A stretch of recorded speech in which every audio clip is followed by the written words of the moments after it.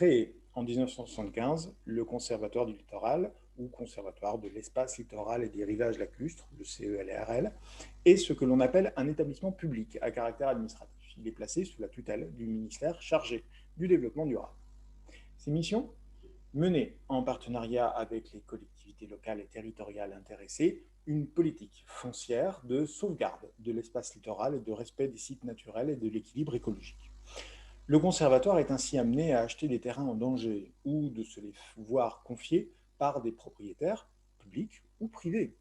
Il achète ainsi les terrains situés en bord de mer et de lac dans un périmètre géographique précis dont les contours sont définis avec les élus locaux et les services de l'État. Ils sont ensuite remis en état par la destruction de tous les bâtiments construits et qui en détériorent la beauté naturelle. Inversement, il peut aussi en réhabiliter d'autres qui sont considérés comme patrimoniaux. Mais c'est principalement la protection de la flore et de la faune qui est au centre des missions du conservatoire.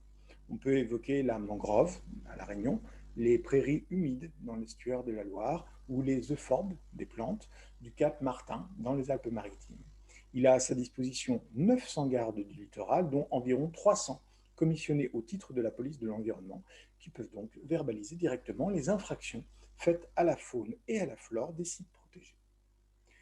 Bref, l'action du Conservatoire du littoral est nécessaire dans la protection des littoraux.